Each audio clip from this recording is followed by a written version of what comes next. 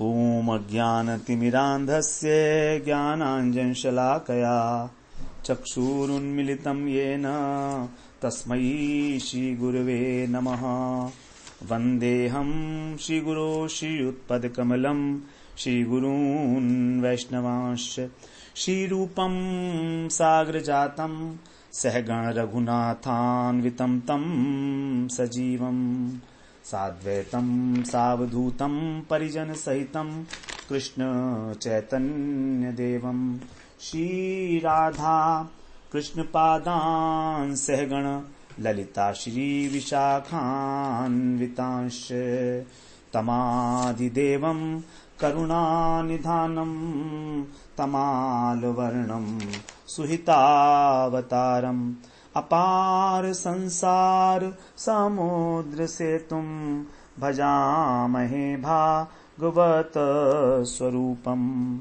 हे देव हे दैत हे भुवनैक बंधो हे कृष्ण हे चपल हे करुणैक सिंधो हे नाथ हे रमण हे नयनाभिराम हा हा कदानुभवितासि पदं दृशोर्मे। श्री कृष्ण चैतन्य प्रभो नित्यानंदा श्री अद्वैत गदाधर शिवसदि गौरभक्त वृंद। हरे कृष्ण कृष्ण कृष्ण हरे हरे हरे राम राम राम हरे हरे। हरे कृष्णा। सर्वप्रथम मैं अपने गुरुपाद पद ओम विष्णुपाद अष्टोत्तर शत श्री श्रीमद् भक्ति वेदांत माधव गोस्वामी महाराज के चरण कमलों में अनंत कोटि दंडवत प्रणाम ज्ञापन करता हूँ।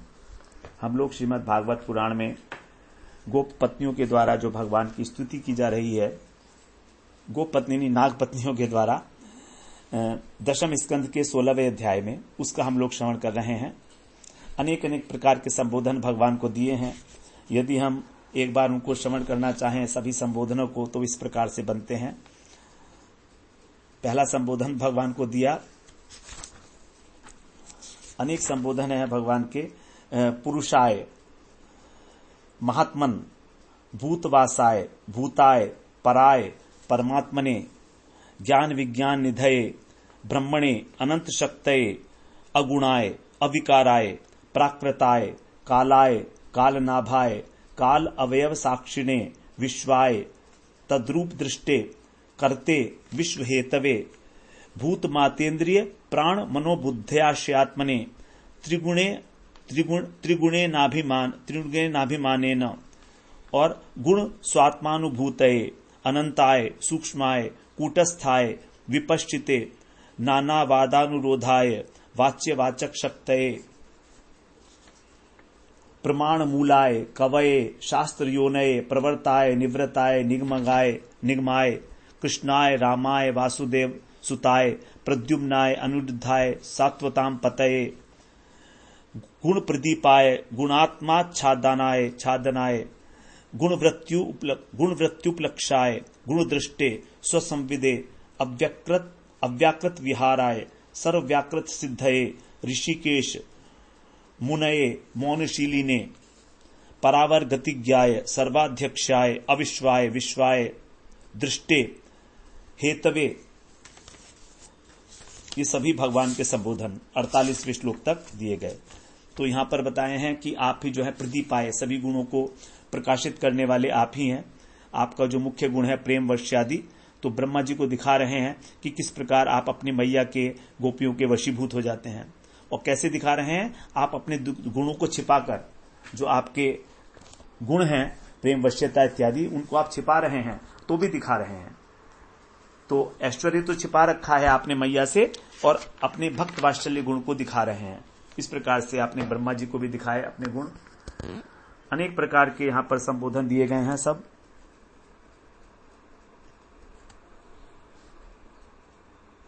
लेकिन फिर भी आपके भक्त जो हैं, आपके कर्मों से, आपकी लीलाओं से आपको जान लेते हैं। प्रकृति के आप दृष्टा हो, केवल अनुभव में आने योग्य हो आप, और आपकी महिमा सर्व तर्क से अतीत है।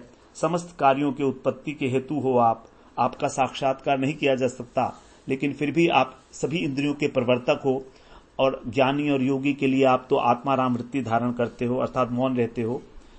जितनी भी स्थूल और सूक्ष्म गतियां हैं, योनि मिलती हैं, वो सब उनको जानने वाले हो आप, सबके अध्यक्ष हो और विश्व से अतीत होते हुए भी आप विश्व स्वरूप हो, विश्व को दृष्टा भी हो, नियंता भी हो, विश्व के कारण भी हो। इस प्रकार से जो है यहाँ पर 48वें श्लोक तक हम लोग श्रवण किए। फिर 49वें श्लोक में बताया कि आप जो है निष्क्रिय होकर भी किस प्रकार जो है आप सृष्टि करते हो, और सत्व, रज और तम 3 प्रकार की आपकी सृष्टि है। और यद्यपि आपको जो है सत्व गुण जो है वही पसंद है, वही आपका प्रिय है, लेकिन राजस और तमस ये भी तो जीव आपके ही हैं, तो आप इनको दंड देते हो, ठीक है, ये बात आपकी अच्छी बात है, लेकिन आप इनका पालन भी तो करते हो। इसीलिए अब कह रहे हैं कि ये जो हमारा पति है कालीय, ये तो तमोगुणी है, तो इसलिए आपके प्रभाव को नहीं जानता था, ये किसी प्रकार से भी अजानतः नहीं जानता था आपकी लीलाओं के रहस्य को। इसलिए आप इसकी जो गलतियां हैं, अपराध हैं, उसको एक बार क्षमा कर दीजिए, और फिर आगे से यदि किसी प्रकार ये कुछ करता है, उच्छृंखलता करता, साधु को कष्ट देता है, तो आप इसको निश्चित रूप से दंड दीजिएगा। अब 52वें श्लोक में कह रही हैं, अनुग्रहीष्व भगवन् प्राणास्त्यजति पन्नगः स्त्रीणाम न साधु शोच्यानाम पति प्राण प्रदीयताम। हे भगवान, आप अनुग्रहीष्व, हमारे ऊपर आप अनुग्रह करें, कृपा करें आप हम पर। क्यों? पन्नगः, ये जो पन्नग है, सर्प को कहा जाता है पन्नग, तो ये जो है आपके भार से अत्यंत पीड़ित है। आप इसके ऊपर जो फन पर खड़े हैं तो इसको बड़ा पीड़ा का अनुभव हो रहा है। और प्राणान त्यजति, मानो ये मरने वाला है, बस अब आपके भार को ये सहन नहीं कर सकता है। इसीलिए साधु शोच्या नाम, और जो साधु पुरुष हैं वे हमेशा ही साधुओं की अनुकंपा की पात्र होती हैं। जो स्त्रियां, ऐसी स्त्रियां हम उन पर पति प्राण प्रदीयताम, हमारे जो पति, हमारे प्राण हैं, उनको आप हमें प्रदान करें। तो हमारे प्राण स्वरूप पति को हमें प्रदान करें। तो यदि भगवान कहें कि मैं इसकी अहंकार रूपी रोग की चिकित्सा कर रहा हूं, और इसका रोग जो है प्रायः दूर हो चुका है, लेकिन थोड़ा बहुत बचा है, तो चलते चलते मैं इसके स्तन के ऊपर 4-5 जो है प्रहार और कर देता हूं, बाकी रह गए हैं, तो यदि तुम कहो तो मैं इसका सारा रोग दूर कर दूं अच्छी प्रकार से। तो कह रही है, नहीं भगवान, बस बहुत हो गया, अनुग्रह करें आप, अब ये मर जाएगा, अब आप अपना अनुग्रह रूपी दान जो है वो प्रदान करें, और इसका जो गर्व है, अभिमान है, वो भी नष्ट कर दें। और अब इसको अधिक कड़वी औषधि ना पिलाएं, क्योंकि अभी जो है प्राण त्यागने वाला है, इसके अंदर अब जान रह नहीं गई है, तो आप इसको और औषधि ना पिलाएं। और यदि आप कहेंगे कि ठीक है, यदि इसको प्राण त्याग दे तो प्राण त्याग ही दे, तो तब पापी है, अपराधी है, आप क्या करोगे इसका? तो सर्प शरीर है, निंदनीय शरीर है, अच्छा भी नहीं माना जाता, क्रोधी व्यक्ति होता है, क्रोधी होता है बहुत सर्प। तो इसके लिए कह रहे हैं नहीं, अब जो है भगवान यदि कहें कि भाई अगले जन्म में मेरा बढ़िया भक्त बनेगा, दिव्य देह धारण करेगा, तो उसके उत्तर में कह रही हैं कि नहीं, ऐसा नहीं है। ये जो है हम लोग हैं स्त्री हैं, स्त्री जाति हैं हम, और सुंदरी हैं, और अगर हम विधवा हो गई तो जो और पापी सर्प हैं वे बलपूर्वक हमारा सत्यत्व नष्ट कर देंगे, हम लोगों को परेशान करेंगे। अभी तो वो डरते हैं इससे, इसलिए हमको परेशान नहीं करते, तो इसलिए हम बड़ी भयभीत हो रही हैं। अब क्योंकि ये तो नागराज है, परम वैष्णव हो गया है, और इसलिए परम वैष्णव होने के कारण ही ये हमारे प्राणों के तुल्य हो गया है, मतलब प्राण प्रिय हो गया है। तो अब हम इसकी सेवा करेंगी, और इसको वैष्णव मानकर, इसलिए आप इसको जो है क्षमा कर दीजिएगा। ये जो है निवेदन कर रही हैं काली की पत्नियां कि आप इस प्रकार इसको जो है किसी भी प्रकार से आप अब क्षमा कर दीजिए इसको, क्योंकि अब ये समझ गया है कि भगवान का भजन ही सब कुछ है, आपके ऊपर पूर्ण तरह से शरणागत हो गया है आपका, और हमारी इच्छा है कि हम इस भक्त भक्ति की अनुगामिनी होकर आपके चरणों की सेवा करें। तो इस प्रकार से यदि आप इसको छोड़ देंगे तो फिर हम इसकी दासी बनकर इसकी सेवा कर सकती हैं। तो कह रहे हैं, अब 53वें श्लोक में कह रही हैं, विदेहि ते किंकरिणामनुष्ठेयं तवाज्ञया यच्छ्रद्धयानुतिष्ठन् वै मुच्यते सर्वतो भयात् तब आज्ञया, आपके आदेश से श्रद्धापूर्वक जिस कर्म का अनुष्ठान करके जीव वही माने निश्चित रूप से सभी भयों से मुक्त हो जाता है, सर्वतः भयात् मुच्यते, ऐसे आदेश आपका, ते आपकी किंकरी नाम, हम आपकी दासियां हैं, वैसा ही हम अब कर्म करेंगी, अनुष्ठेयम विदेही, हमें आप आदेश करें। तो अब जो है जिस आदेश से, जिस आज्ञा से जीव आपकी सेवा करके सभी भयों से मुक्त होता है, आप हमारे प्रति भी उसी प्रकार का आदेश करें कि हम आपकी क्या सेवा करें। तो भगवान यदि कहते हैं कि मैं तुम्हारे पति को प्राणदान कर देता हूं, लेकिन मैं तुम्हें आदेश करूंगा तो क्या तुम उसका पालन करोगी? तो कह रही हैं हां, हम नम्रता पूर्वक कह रही हैं कि हम उसका पालन जरूर करेंगी। तो वो आदेश भगवान जो है आगे बताएंगे कि क्या आदेश है। तो इस प्रकार से पहले ही उनसे भगवान ने एक प्रकार का आश्वासन ले लिया कि हम आपके आदेश का पालन करेंगे सब प्रकार से। इस प्रकार से जो है उन्होंने कहा। अब आगे शुकदेव जी कह रहे हैं 54वें श्लोक में, श्री शुक उवाच इत्थम स नाग पत्नीभिर्भगवान समवितुष्टतः मूर्छितम भग्न शिरसम विसस्रज्रांघ्रिकुट्टनई। इस प्रकार हे प्रिय परीक्षित, भगवान ने नागपत्नियों से समभिष्टुम, उनकी स्तुति करने के बाद अंघ्रि कुट्टनई, अपने पाद प्रहार से, और जो उसका सिर जो है मस्तक टूट चुका था, भग्न शीर्षम, और जो मूर्छित हो गया था, ऐसे कालिय नाग को विसर्ज छोड़ दिया। तो जब इस प्रकार से उनसे प्रार्थना की गई तो उन्होंने जो है उसका परित्याग कर दिया और उसके मस्तक से उतरकर उनके सामने आकर खड़े हो गए, कालिय नाग के सामने आकर खड़े हो गए। अब आगे कह रहे हैं, प्रतिलब्धेन्द्रिय प्राण कालिय शनकैर हरिम कृच्छ्रात समुच्छ्वसन दीन कृष्णम प्राह कृतांजलि। दीन, जो अत्यंत दीन हो चुका था, दुर्बल हो गया था, ऐसे कालिय, शनै माने उसने धीरे धीरे, प्रतिलब्धेन्द्रिय प्राण, अपने इंद्रियों में और प्राणों में शक्ति को प्राप्त करके, क्योंकि भगवान जब उतर गए तो उसकी जान में जान आई, तो कुछ शक्ति का संचार हुआ, चेतना आई। तो कह रहे हैं कृच्छ्रात, अत्यंत कष्ट के साथ, समुच्छ्वसन, निश्वास परित्याग करके, एक लंबी सी सांस लेकर, कृतांजलि, अपने हाथ जोड़कर, कृष्णम प्राहा, कृष्ण से कहने लगा। तो अब जो कालिय की स्तुति है, काली क्या कहता है भगवान से, बड़ी महत्वपूर्ण बातें हैं ये। कालिय जो है कुछ ही श्लोकों में भगवान की स्तुति करेगा, शायद सिर्फ 4 ही श्लोक हैं और ज्यादा नहीं है।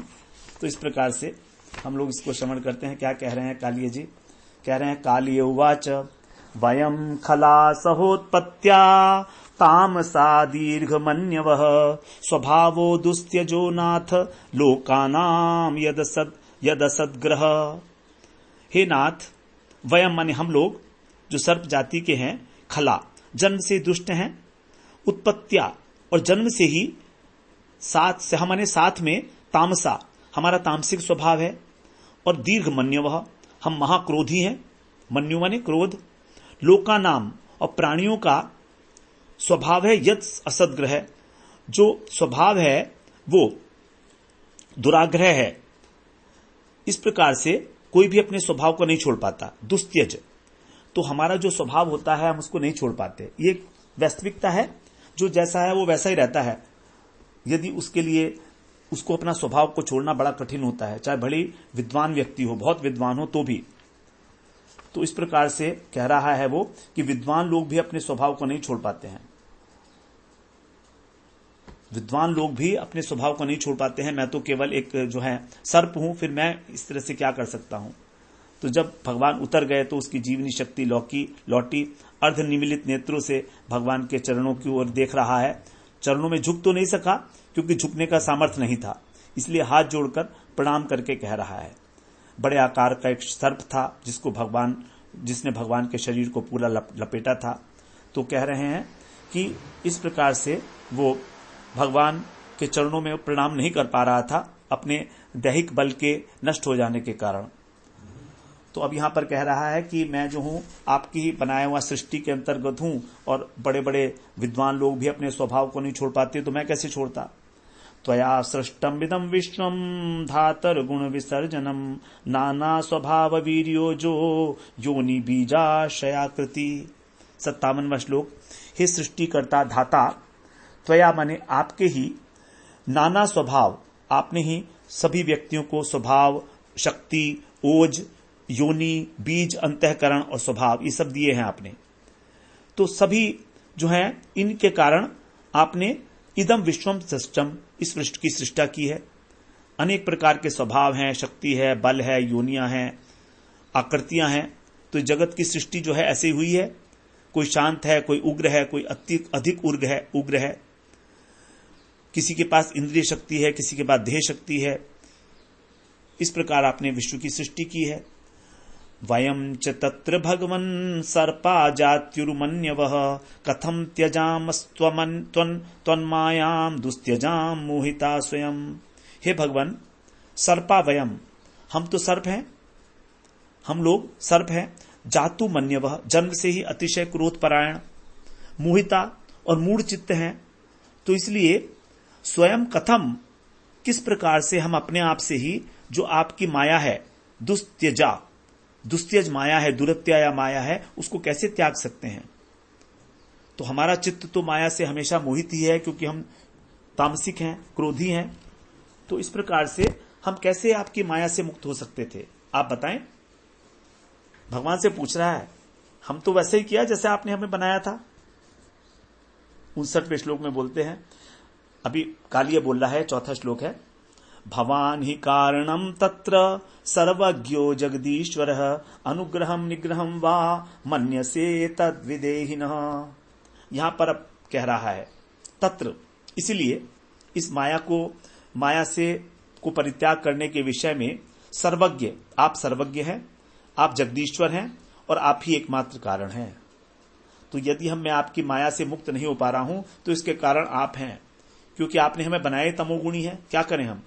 तो इसलिए चाहे आप मेरा अनुग्रह करें, मुझ पर कृपा करें, चाहे मुझे निग्रह करें, मुझे दंड दें, इस विषय में जो भी हमारे लिए आप ठीक समझते हैं, मन्य से मानते हैं, उसको तत्विदेही, वही आप विधान करें। तो मैं आपके शरणागत हूं और मैं तमोगुणी हूं, दुष्ट प्रकृति का हूं, अत्यंत क्रोधी स्वभाव का हूं। इस बारे में आप सब कुछ जानते हैं, मैं इसमें कुछ नहीं कर सकता, इसलिए आप जैसा चाहें वैसा करें। भगवान से कह के शांत हो गया। देखिए क्या बढ़िया बात कही है कालिया की स्तुति में। भगवान से उसने किसी प्रकार की कोई क्षमा नहीं मांगी, क्योंकि क्षमा मांगने का प्रश्न तो तब उठता ना जब वो अपने आप से कुछ करता। वो तो खुद तो कर ही नहीं रहा है, वो तो अपने स्वभाव के अनुसार कर रहा है। और भगवान ने कहा है स्वभाव वस्तु प्रवर्तते, सभी लोग अपने अपने स्वभाव के वशीभूत होकर कार्य करते हैं। तो गीता की ये बात जो है इसको याद है वही बात जो है काली जो है भगवान के ऊपर ही, उन्हीं का हथियार उन्हीं के ऊपर चला रहा है, ऐसा लग रहा है। अब कह रहे हैं सुखदेव जी, श्री शुकुवाच इत्याकर्ण्य वच प्राह भगवान कार्य मानुषः नात्रिस्थेयं त्वया सर्प समुद्रम याहि माचिरम स्वज्ञात्यपत्य दाराढ्यो गो निर्भिर भुज्यते नदी। सुखदेव जी कह रहे हैं, हे राजन, इस प्रकार इत्याकर्ण्य, ऐसा सुनकर भगवान ने उसकी बात सुनी है। कैसे भगवान है वो, कार्य मानुषः, अपनी लीला करने के लिए जिन्होंने मनुष्य रूप धारण किया है, साधारण ऐसे। उस वचन सुनकर कालिये के और कहा, प्राह माने कहा, भगवान ने क्या कहा कि सर्प त्वया अत्र नैस्थेयम, हे सर्प तुम यहां पर अब मत रहो। देखिए भगवान ने ये नहीं कहा कि जो उसने कहा ठीक है कि गलत है, कुछ नहीं कहा। भगवान क्या कहते हैं बेचारे, ठीक तो कह रहा है, वो गलत तो कह ही नहीं रहा है। तो इसलिए कहा, आज्ञा दे रहे हैं भगवान, हे सर्प अब तुम यहां मत रहो, अत्र नैस्थेयम, क्यों नहीं रहो। अच्छा हाँ, फिर आगे कह रहे हैं सज्ञात्या, जो तुम्हारी ज्ञाति भाई हैं, भाई बंधु हैं, जो अपत्य हैं, पुत्र हैं, और तुम्हारी दारा, तुम्हारी जो पत्नियां हैं, उनके साथ मां चिरम, अत्यंत शीघ्रता से समुद्रम याही, समुद्र की ओर यात्रा करो। क्योंकि यहां पर जो गाय हैं और जो नृभी, जो मनुष्य हैं, और जो यमुना जी हैं, वो भी भुज्यते, उसका उपयोग करते हैं। तो इस स्थान का जो है उपयोग किया जाता है, यमुना का जल उपयोग किया जाता है, इसलिए तुम यहां पर मत रहो। तुम्हारे होने के कारण जो विषैला हो गया है, तो इस सब के लिए बड़ा परेशानी का कारण बन गया है। इसलिए तुमको मेरी आज्ञा मानकर जो है अब यहां से चले जाना चाहिए, क्योंकि भगवान ने जो निग्रह किया है, भगवान ने जो लीलाएं की हैं, वो सारी की सारी लीलाएं मनुष्यवत लीलाएं हैं। इसलिए तो भगवान ने कहा कि इस प्रकार आप यहां से चले जाओ, हे सर्प तुम यहां से चले जाओ। अब आगे कह रहे हैं 61वें श्लोक में, य एतत् संस्मरेन् मर्त्यस्तुभ्यं मदनुशासनम कीर्तयन्नुभयो संध्योर न युष्मद् भयम् आप्नुयात्। जो मनुष्य, सुखदेव जी कह रहे हैं, प्रातः और सायं, भगवान कह रहे हैं, ये अभी भगवान की वाक्य हैं, उभयो माने दोनों समय, प्रातः और सायं, तुभ्य माने तुम्हारे प्रति, एतत् मद अनुशासनम मेरा इस प्रकार का आदेश वाक्य, संस्मरेत कीर्तनन स्मरण करेगा और कीर्तन करेगा, युष्मद् भयम उसको न आपनुया तुमसे कभी कोई भय नहीं होगा, उसको सर्प जाति से कोई भय नहीं रहेगा उसे। जो इस प्रकार के हमारे बातों को जो है स्मरण करेगा और इसका कीर्तन करेगा, तो इस प्रकार से जो इससे पहला वाला श्लोक है और ये श्लोक, इसको ऐसा समझिए कि सर्प उच्चाटन मंत्र है। 60वां और 61वां जो श्लोक है वो, इन दोनों को ही सर्प उच्चाटन मंत्र के रूप में समझना चाहिए। ऋग्वेद में भी एक इस प्रकार का मंत्र आया है, तो इस प्रकार से बता रहे हैं। और हम लोगों की जो कीर्ति है वो हमेशा रहेगी यहां पर।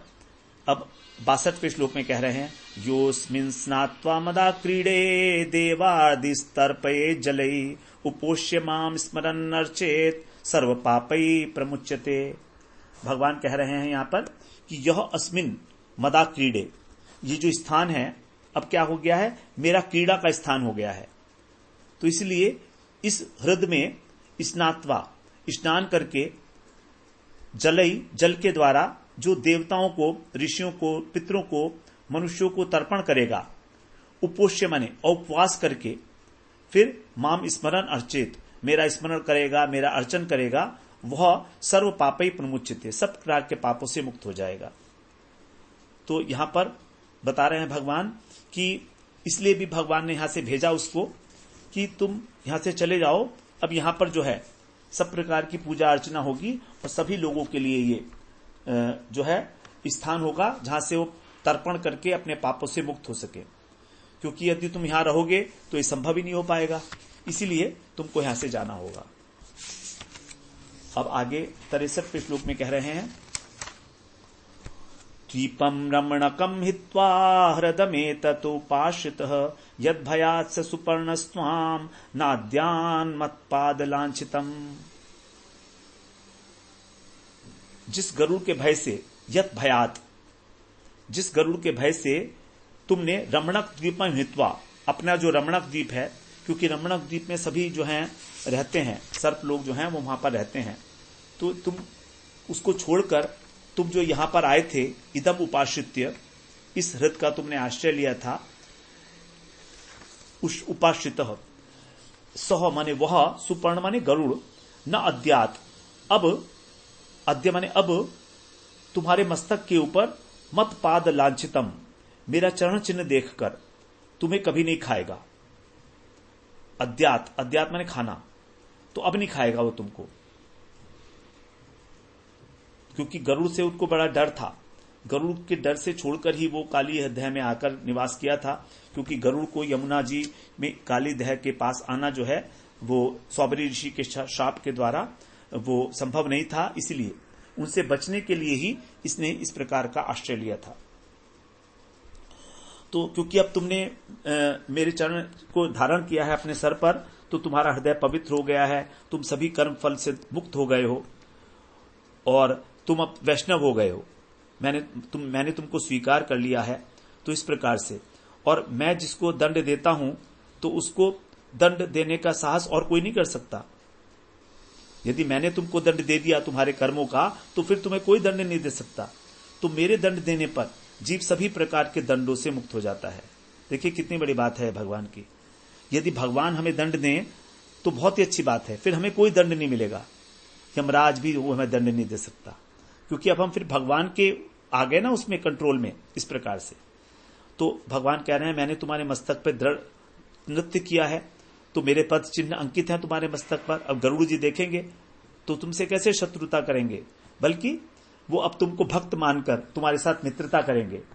अब जो है तुमको उनसे बिल्कुल भयभीत नहीं होना चाहिए, इसलिए तुम निर्भय होकर हमेशा के लिए तुम मुक्त हो गए हो सभी प्रकार के भयों से, क्योंकि जिसने भगवान के चरणों को धारण कर लिया उसको भय क्या कर सकता है, उसका एक क्षण भी छू भी नहीं सकता है उसको।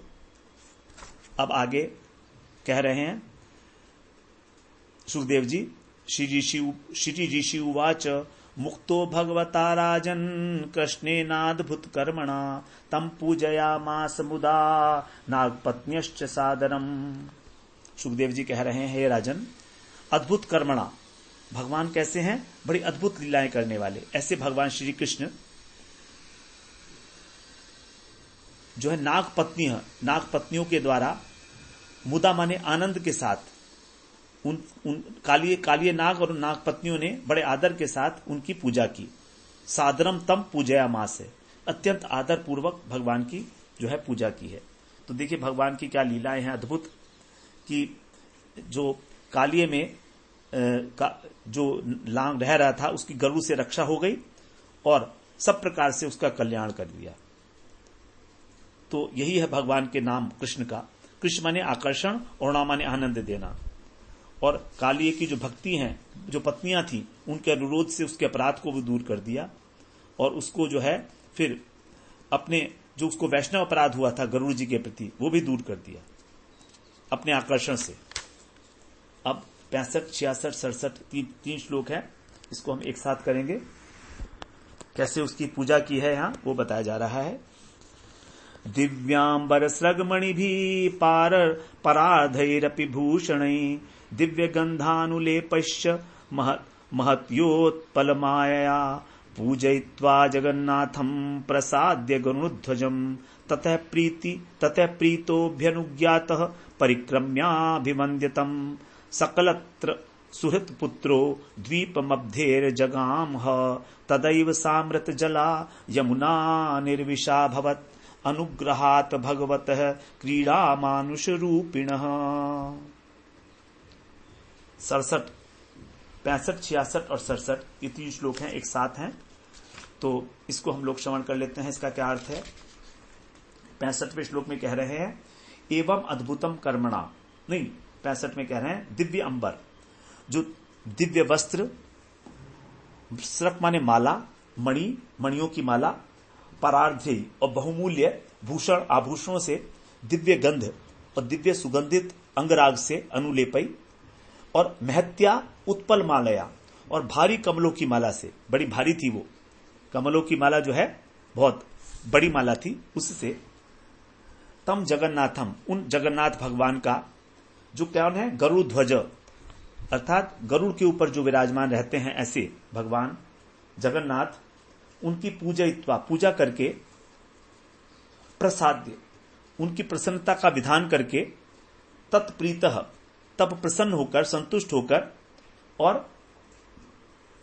अभ्यनुगात है उनका आदेश लेकर, अभि अनुज्ञात उनका आदेश लेकर, तम परिक्रम्य उनकी परिक्रमा करके, अभिवंद्य उनकी वंदना करके, वो जो कालिय था सकलत्र सुहृत पुत्र अपनी कलत्र मतलब पत्नियों के साथ और सुहृत अपने आत्मीयजनों के साथ और पुत्रों के साथ, अब्धे संसार समुद्र के जो बीच में द्वीप है रमणक द्वीप, वहां पर जगाम माने चला गया।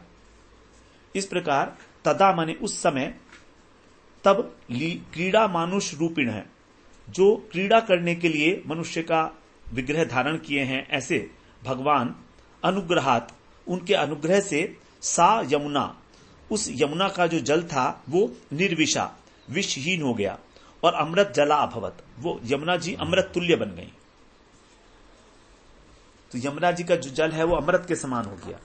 तो इस प्रकार कालिय नाग ने उनकी दिव्य वस्त्रों से, पुष्पमाला से, मणियों से, उत्तम आभूषणों से, दिव्य गंधन चंद कमलों की माला, इनसे पूजा की भगवान की, उनको प्रसन्न किया और फिर उनसे आज्ञा ली और बड़ी प्रीति और आनंद के साथ जो है उनकी परिक्रमा करके और वो अपनी पत्नी, मित्रों और पुत्रों के साथ समुद्र के मध्य में जो रमणक द्वीप है वहां पर चला गया।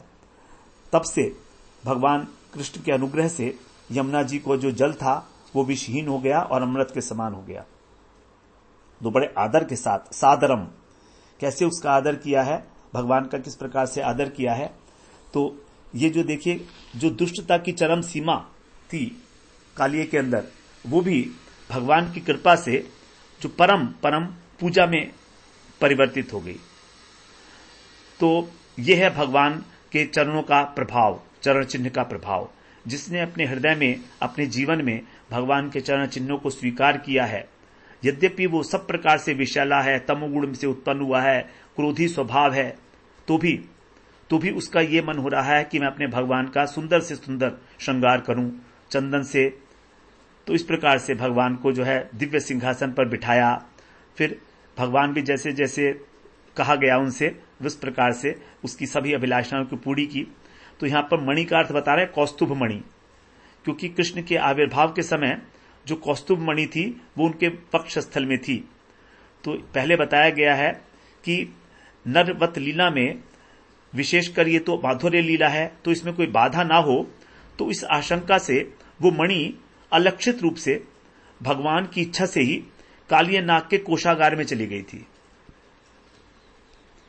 जन्म के समय भगवान के कौस्तुभ मणि नहीं थी तो, लेकिन वो भगवान की इच्छा से वो उसके कोषागार में चली गई थी। भगवान को सब मालूम था। तो काली की जो पत्नी थी, उनको इस बात का पता नहीं था कि कौस्तुभ मणि है वहां पर। वो सोचती थी कि हमारा ही को रत्न है। तो जब बहुत सारे रत्न प्रदान कर रहे थे, तब उसी समय उन्होंने कृष्ण को कौस्तुभ मणि भी प्रदान की है। तो प्रसाद्य का मतलब यहां पर यह बताया गया है कि कौस्तुभाख्यो मणिर्येन, गणोद्देश दीपिका नामक ग्रंथ है, उसमें बताया गया है कि कालिय ने ही वो जो है कौस्तुभ मणि भगवान को दोबारा प्रदान की है। प्रासाद्य, तो भगवान ने उसको जो है उसके मस्तक के ऊपर अपना अभय चरण कमल स्थापित करके और उसकी पीड़ा को शांत किया। फिर यहां पर कहा गया गरुड़ ध्वजम प्रासाद्य, गरुड़ ध्वज भगवान को प्रसन्न करके। तो यहां पर गरुड़ ध्वज जो है उसके लिए कहा गया है, गरुड़ जैसे आपके वाहन हैं वैसे ही मैं आपका वाहन बनना चाहता हूं। यहां गरुड़ ध्वज क्यों कहा? क्योंकि गरुड़ तो जो है वो शत्रु था कालिये का। तो कह रहा है जैसे गरुड़ आपके वाहन हैं वैसे भी मैं आपका वाहन बनना चाहता हूं, इसलिए अब मैं ज्येष्ठ भ्राता गरुड़ का दास बन गया। वो मेरे बड़े भाई हो गए, मैं उनका दास हो गया। तो यदि कभी आपको कहीं दूर देश में जाना पड़े तो आप मेरे को इस वाहन के रूप में स्वीकार करें। आपका वाहन है गरुड़, वो तो ठीक ही है, लेकिन यदि आपको कहीं जाना हो तो आपका जो दास है वो एक क्षण के अंदर आपको 100 करोड़ योजन का पथ अनायास ही पार करा देगा। 100 करोड़ योजन, 100 करोड़ का मतलब हो गया 12 करोड़ किलोमीटर। तो 12 करोड़ किलोमीटर एक सेकंड के अंदर। तो हमारा जो इलेक्ट्रिसिटी की गति है, हमारी बिजली की गति है, वो है 1,86,000 माइल्स पर सेकंड। तो उसकी 400 गुनी बनती है लगभग, ये 400 गुनी। यदि हम एक सेकंड में 4 क्षण लेते हैं तो इस प्रकार से यहां बताया है कि अत्यंत गति इसकी बहुत शार्प थी, इस कालिय सर्प की। कहीं कहीं किसी पुराण में ऐसा भी कहा गया है कि कंस ने जब बुलाया था कृष्ण को, तो कृष्ण जो है कालिय नाग के ऊपर सवार होकर मथुरा आए थे। यद्यपि ये भागवत में इस प्रकार की चर्चा नहीं है, लेकिन ऐसा कहा गया है। तो भगवान ने जो है क्रीड़ा के लिए इस मनुष्य रूपधारी भगवान की अनुग्रह से ही यमुना का जल न केवल विषैला विष रहित हुआ, बल्कि अमृत के समान स्वादिष्ट हो गया। तो इस प्रकार से यहां पर भगवान की ने विशेष रूप से कालिय के ऊपर कृपा की और समस्त प्राणियों की रक्षा की। कालिय के जो है काली का जो दुष्टता थी, उसके जो आतंक था, उससे सभी की रक्षा की। तो यहां बताते हैं कि कालिय नाग को भगवान की बड़ी विशेष कृपा मिली है, बड़ी विशेष कृपा कालिय नाग को मिली है। जैसे कृष्ण की कृपा से उनको अपने जो ओरिजिनल उनका स्थान था रमणक द्वीप, वहां पर जाने का सौभाग्य मिला और हमेशा के लिए गरुड़ का भय भी दूर हो गया। ये तो पहली कृपा है। और गरुड़ के साथ जो शत्रुता थी चिरकालीन, वो मित्रता में बदल गई। ये पहला जो है कृपा का फल है।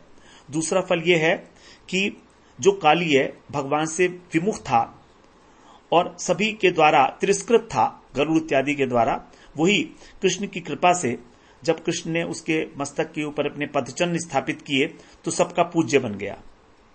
तो अभी सभी कृष्ण भक्त जो हैं जब कालिय नाग के मस्तक पर भगवान का चरण चिन्ह देखेंगे तो उसको सम्मान करेंगे, उसको प्रणाम करेंगे, इसमें किसी बात का कोई संदेह नहीं। तो उसकी जो है भक्त समाज में भी एक्सेप्टेबिलिटी हो गई।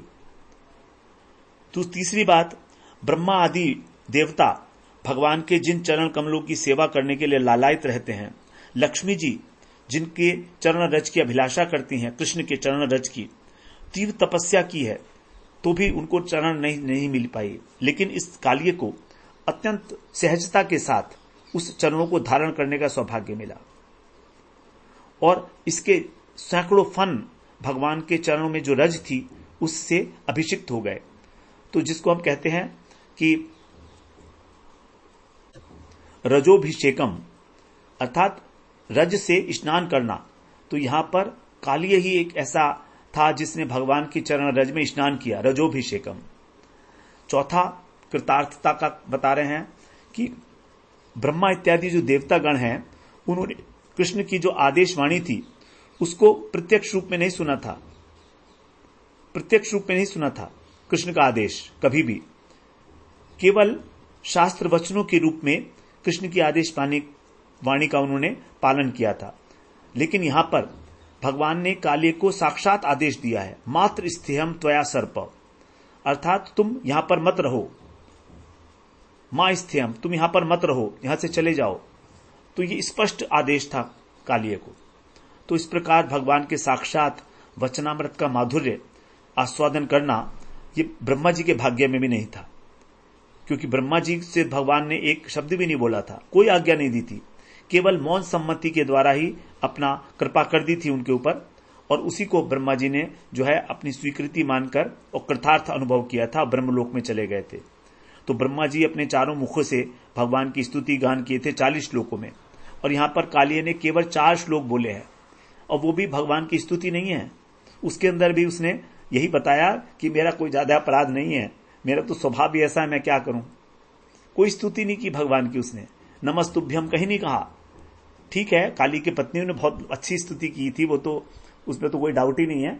10 श्लोकों में उन्होंने भगवान की जो है इतनी प्रशंसा की है, सारा का सारा ऐश्वर्य उसमें भगवान का डाल दिया है, जितने भी स्वरूप है। लेकिन कालिय ने किसी प्रकार की स्तुति नहीं की है। हां, भगवान की शरणागति हृदय से स्वीकार की उसने। पश्चाताप तो हो रहा है, उसको पश्चाताप तो हो रहा है, तभी तो भगवान की शरणागत में आया है। तो मन ही मन शरणागत होने का भी देखिए कितना बड़ा फल कालिय को मिला है। यहां पर पहले कहा था कि कालिय जो है मन ही मन उनके शरणागत हो गया था। तो इस प्रकार से उसने जो है कभी कृष्ण की सेवा नहीं की, अपितु भक्तों को कष्ट ही दिया था। इतने सारे जो है बच्चे मर गए और गाय मर गई, उसका मूर्छित हो गए सारा का सारा पानी पी के। तो और इतने वृक्ष इत्यादि को सबको उसने कष्ट दिया वहां पर ब्रज में, और अंत में कृष्ण के अंगों को भी बार बार उसने डसा, उनको फेटे में बांधा। तो भगवान ने जो है सारे अपराध माफ कर दिए उसको, मस्तक पे उसके चढ़ के पाद प्रहार के द्वारा उसके जो है सब अपराध माफ किए। उसके बाद तो इस प्रकार से जो काली है जो है 4 प्रकार से विशेष कृतार्थता का अनुभव किया उसने, और वो अपने बच्चों के साथ अपनी पत्नी के साथ जो है वो रमणक द्वीप में चला गया।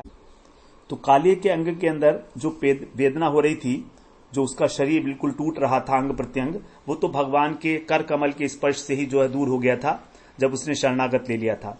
और उसके बाद उसको बड़ा दुख हुआ कि देखो मैंने इन कृष्ण का सुकुमार शरीर को कितना कसकर भींचा था, तो इन अंग प्रत्यंग में भी जो है मेरा डंसन का जो है दर्द हो रहा होगा। तभी उसने भगवान के अंगों में बड़ी आतुरता से तत्परता पूर्वक सुगंधित शीतल चंदन का लेप किया, जिससे कि भगवान की पीड़ा और दाह शांत हो जाए। व्याकुल हो गया था कालिय कि मैंने ऐसा क्यों किया, वो अपने को जो है अत्यंत धिक्कार रहा है। इसीलिए भगवान की उसने इतनी सुंदर प्रकार से अनुलेप करके चंदन इत्यादि लगा के भगवान की सेवा की है। यही जो है लक्षण है जिससे कि विशेष कृपा कृष्ण की कालिय के ऊपर यहाँ पर प्रकाशित हुई है। इस प्रकार से हमने ये 16वां अध्याय पूरा किया है। फिर अब हम अगले सत्र में 17वें अध्याय में प्रवेश करेंगे। वांछा कल्पतरुभ्यश्च कृपा सिंधुभ्य एव च पतितानां पावनेभ्यो वैष्णवेभ्यो नमो नमः।